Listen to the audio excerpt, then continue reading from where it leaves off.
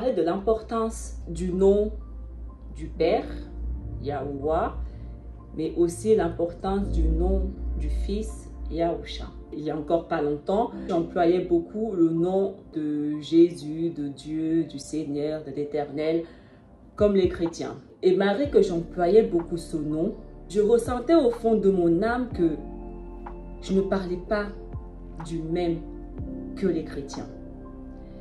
Et j'ai même fait plusieurs vidéos là-dessus parce que je sentais vraiment que les chrétiens et moi, on ne parlait pas du même Jésus ou du même Dieu et ça me frustrait. Les chrétiens disent que ça n'a aucune importance de l'appeler comme ci ou comme ça. Si vous ne l'avez pas encore compris, je ne suis pas chrétienne, d'accord? Je ne suis dans aucune religion.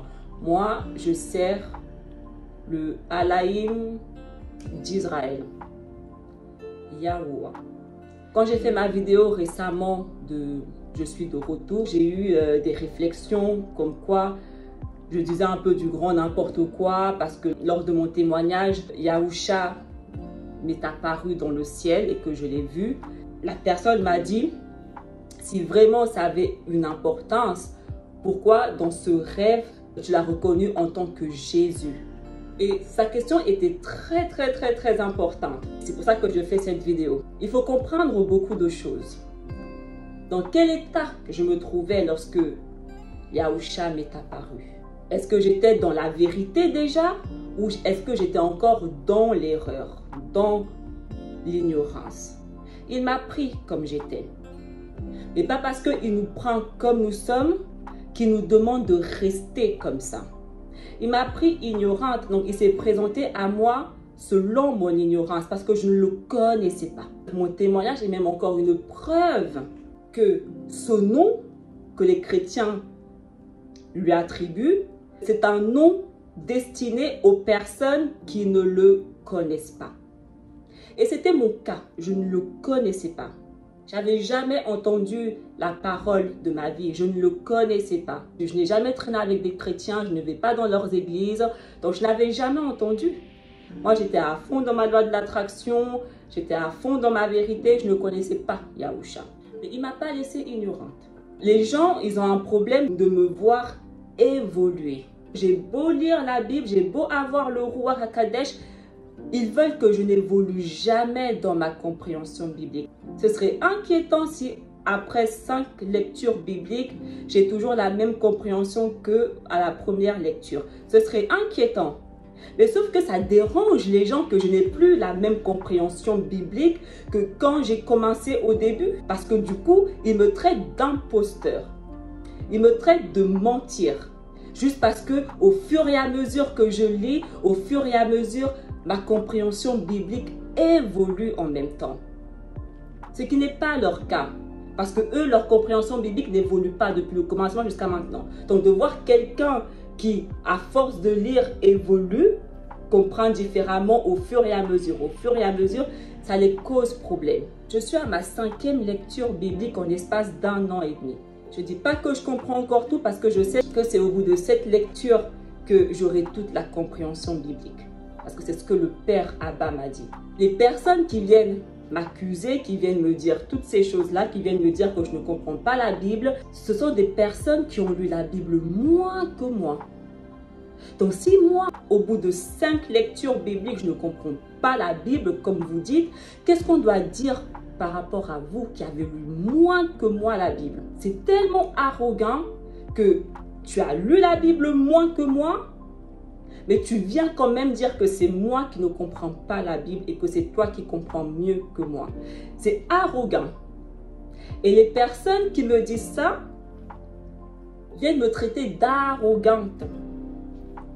C'est marrant comment l'humain il fonctionne. L'humain a tendance à refléter sa personnalité sur les autres.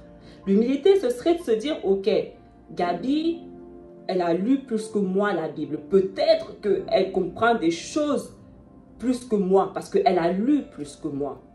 Moi, j'ai lu que quoi? 2, 3 fois. Elle, c'est sa 5e lecture. Donc, elle comprend peut-être des choses que moi, je ne comprends pas encore. C'est ça l'humilité. C'est écouter. J'écoute. Je prends le temps de l'écouter. Mais non, à la place, tu mens, tu dis n'importe quoi, je comprends mieux la Bible que toi, ah non, tu es trop arrogante, ah boy, c'est pas le sujet. Donc nous allons parler de l'importance du prénom de Yahuwah, le Père, et du Fils Yahusha. Dans l'ancien hébreu, il y a des lettres qui n'existent pas, comme la lettre I, la lettre V, O, F, J, E et W. Tous les mots hébreux qui contiennent ces lettres à l'intérieur ne sont pas le correct hébreu. Le nom du Père et le nom de Yahusha ne peuvent pas contenir ces lettres à l'intérieur. Jésus, qui commence par un J, ce n'est pas bon. Et on sait que le nom de Yahusha contient le nom du Créateur à l'intérieur de son nom. Donc, le nom de Yahusha doit être quasiment similaire, doit ressembler au nom de Yahuwah le Père. On voit très bien que le nom Jésus n'est pas similaire au nom du Père, Yahuwah. Donc Jésus n'est pas le vrai nom du Fils, Yahusha. Et Yahusha, il dit que lorsque le roi Hakadesh, qui est le roi de vérité, viendra en nous, ce roi va nous enseigner toute la vérité. Car il ne parlera pas de son propre cœur, mais seulement les paroles qu'il entend.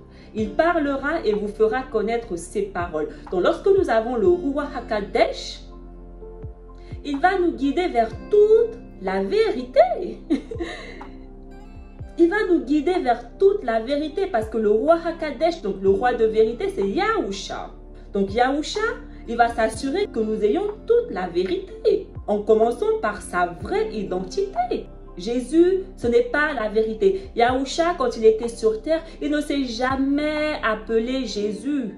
Quand il marchait avec ses disciples, personne ne l'appelait Jésus, Jésus. Personne ne l'appelait comme ça. Ce n'est pas le nom que ses parents qui l'ont mis au monde lui ont donné. Ce n'est pas son identité. C'est comme si maintenant, moi je m'appelle Gabriel. Et c'est mon identité. Tout le monde me connaît en tant que Gabriel. Si maintenant quelqu'un va parler de moi en m'appelant, en disant « Oui, tu sais, Sarah, elle est blanche avec les yeux bleus. » En parlant de moi, Gabriel, noir. Mais il va dire aux gens que « Tu vois, Sarah, elle est blanche et tout. Elle a les yeux bleus, les cheveux lisses, blancs. » Mais tu vois, Sarah, ils ne sauront pas de qui vous parlez. Ils ne sauront pas que vous parlez de moi parce que ce n'est pas mon identité. Et pourquoi on devrait être d'accord lorsqu'il s'agit de Yahusha? Pourquoi on devrait dire « Oh, mais pour Yahusha, c'est pas grave, c'est pareil ». Pourquoi on devrait dire ça? Ce n'est pas son identité. On doit le servir en vérité. Pourquoi Yahusha serait en moi, mais il me garde dans l'erreur, dans le mensonge de son identité? Pourquoi? Ça n'a aucun sens. Donc pourquoi faire les choquer? Parce que je suis passée de l'appeler Jésus à l'appeler Yahusha. Comment j'ai fait pour passer de l'appeler Jésus à Yahusha? Parce que c'est lui qui m'a révélé l'importance et la vérité. Il m'a révélé sa vraie identité. Il m'a fait comprendre plein de choses. Il ne cesse de me révéler, de m'enseigner, de me guider parce que c'est sa parole. Donc lorsque vous vous trouvez encore à dire Jésus, Jésus, Jésus, c'est parce que vous ne le connaissez juste pas. On ne peut pas dire « je connais telle personne » mais je suis incapable de l'appeler par son vrai prénom. Ça n'a aucun sens. Ça n'a strictement aucun sens. Comment vous pouvez dire que vous connaissez Yahusha mais vous êtes incapable de l'appeler par sa vraie identité? Pourquoi c'est aussi compliqué pour vous de l'appeler par son vrai nom? Pourquoi? Pourquoi vous ne voulez pas lui donner sa vraie identité?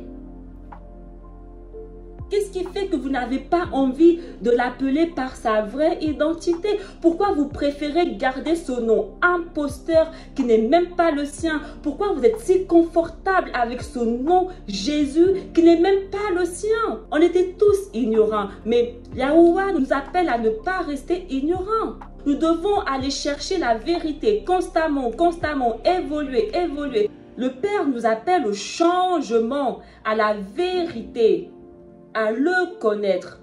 Est-ce que vous savez que le nom Jésus a été changé à la 5e édition de la version King James? 5e édition.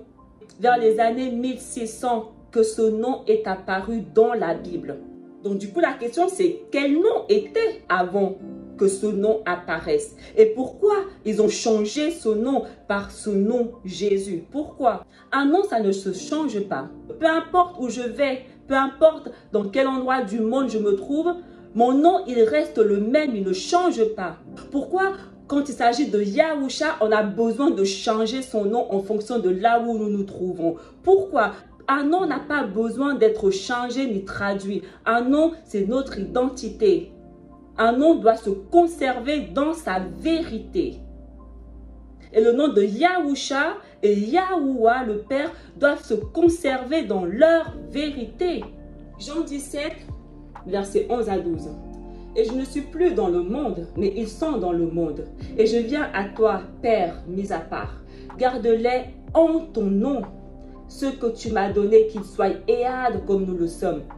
Pendant que je demeurais avec eux, je les gardais en ton nom. Ceux que tu m'as donnés, je les ai gardés. Et aucun d'entre eux ne manque, excepté le fils de la destruction, afin que l'écriture s'accomplisse. Garde-les en ton nom. Quel nom? Quel nom? Est-ce que vous pensez que Yahuwah, le Père qui est en hébreu, s'appelle Seigneur Dieu éternel? C'est un hébreu, donc son nom est forcément hébreu. Matthieu 10, verset 22. Et tous seront en colère contre vous à cause de mon nom. Mais quiconque persévérera jusqu'à la fin sera sauvé. Ils seront en colère contre vous à cause de mon nom. Quel nom? Quand c'était Jésus, tout le monde était là. Ouais! Mais une fois que je change, que je reviens à la vérité, ils seront tous en colère contre vous à cause de mon nom. Dans le verset 40, et quiconque me reçoit celui qui m'a envoyé. Quiconque me reçoit en tant que Yahusha, reçoit également celui qui m'a envoyé. Son nom, c'est Yahusha. Il ne s'est jamais appelé Jésus. À un moment donné, on ne doit pas mourir ignorant et bête. À un moment donné, nous devons aller chercher la vérité. Il s'appelle Yahusha. Il est hébreu, noir. Yahusha. 1 Corinthiens, car si quelqu'un vient vous prêcher un autre Yahusha que celui que nous avons prêché, ou si vous recevez un autre Ruach que celui que vous avez reçu, ou une autre parole, donc la Torah, que celui que vous avez embrassé, vous le supportez fort bien. Est-ce que les Talmidim à leur époque, ils prêchaient Yahusha ou est-ce qu'ils prêchaient Jésus? Quelle était la vérité? Quel nom ils employaient pour parler? Est-ce que à leur temps, ils disaient Jésus, Jésus, Jésus? Ou ils disaient Yahusha, Yahusha, Yahusha? Quel était le nom que les Talmidim utilisaient pour prêcher la parole? Et ils disent que si quelqu'un vient vous prêcher un nom différent que le nom que nous utilisons, vous le supportez bien. Vous adorez Jésus, un nom différent que Yahusha. Lorsqu'on vient vous parler de Yahusha, vous n'aimez pas. Et quand on vous parle de Jésus, ah oui, là par contre, tout le monde tend l'oreille. Quand on parle de Yahusha, pardon. Mais quand on parle de Jésus, encore, continue, amen, amen. Voici exactement ce que Saül dit.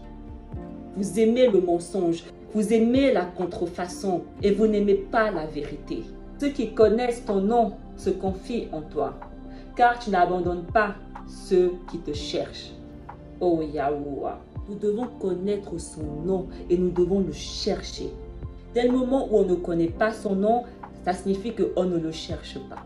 Lorsqu'on met toute notre âme pour aller chercher la vérité, comprendre, on va connaître son nom parce qu'il va se laisser trouver. La position de notre cœur doit être juste envers lui. Exaltez avec moi Yahuwah. Célébrons tous son nom. Nous devons célébrer son nom. Mais afin de célébrer son nom, nous devons déjà connaître son nom. Que son nom subsiste toujours. qu'il se perpétue aussi longtemps que le soleil. Par lui, on se bénira mutuellement et toutes les nations le diront heureux. Yahuwah, son nom, doit subsister pour toujours. Donc, dès le moment où on vient le changer par un nom différent, pourquoi on fait ça? C'est quoi l'agenda derrière ça? De la même manière que le nom de Yahuwah doit subsister pour toujours, c'est de la même manière que le nom de Yahusha doit subsister pour toujours. On n'a pas le droit de venir changer leur nom. Pourquoi les personnes qui ont traduit la Bible ont été dérangées par ce nom? Pourquoi? Si on lit le livre des Maccabies, on voit déjà comment les Grecs y traitaient les Juifs.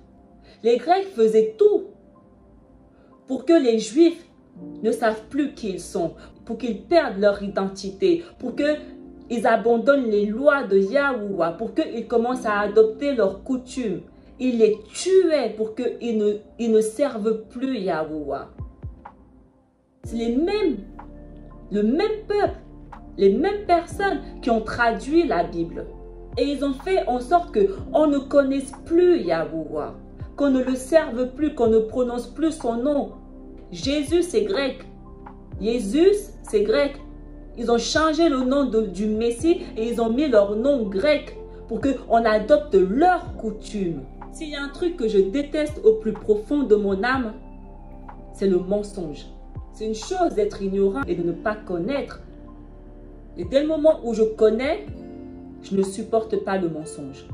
Acte 4, verset 12. En nul autre que lui, il n'y a de salut. Car sous le ciel, aucun autre nom n'est donné aux hommes qui puissent nous sauver. Ça parle de Yahusha. En dehors de ce nom Yahusha, il n'y a pas de salut.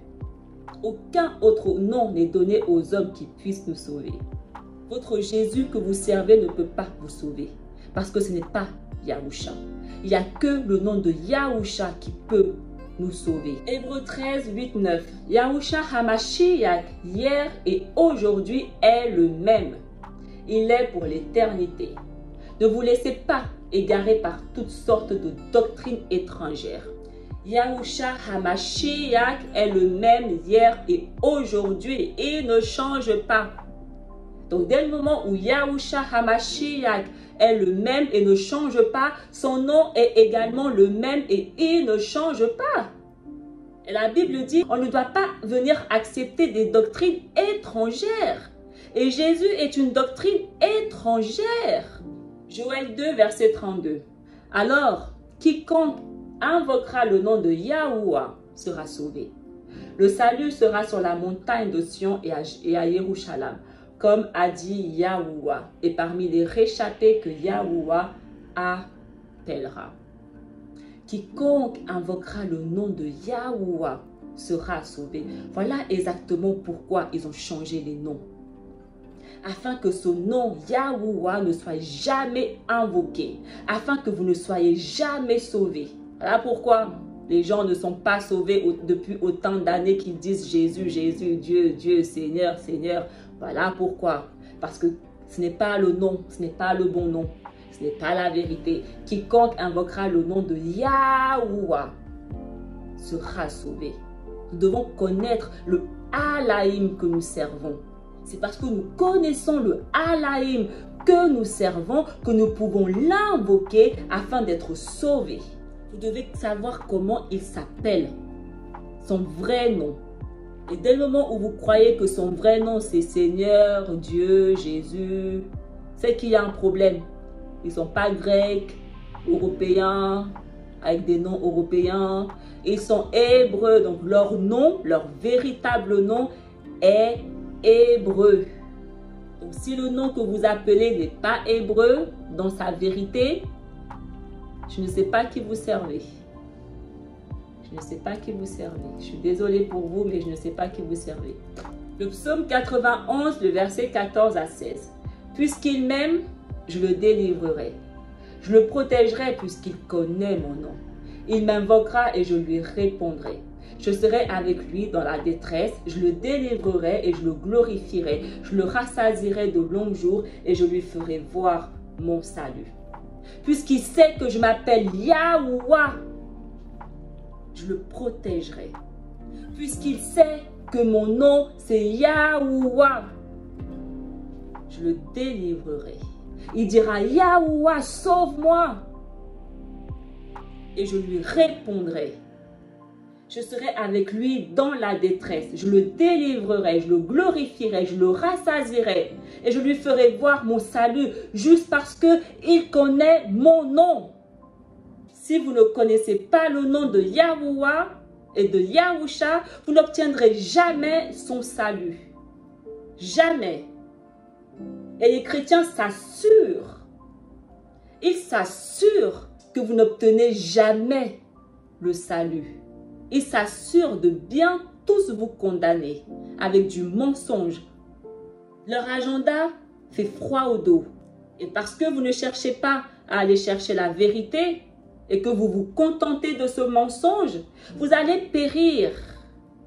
Quelqu'un doit vous dire la vérité. J'ai été établi pour guérir les malades, pour guérir les aveugles, pour guérir les sourds. C'est spirituel.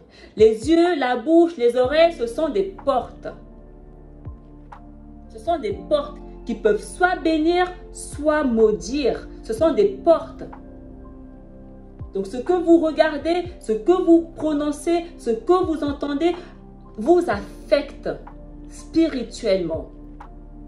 Donc ne prenez pas tout ça à la légère et dire « Oh, c'est rien. Oh, c'est pas parce que je dis Jésus. C'est rien. » Continuez à dire « C'est rien, c'est rien. » Et venez pas pleurer parce qu'il n'y a que 144 000 personnes de sauvées. Israël, je m'adresse à vous. Et aussi à ceux qui veulent suivre Israël, emprunter le même chemin. Vous devez connaître qui vous servez. Et vous devez le servir en rouach et en vérité.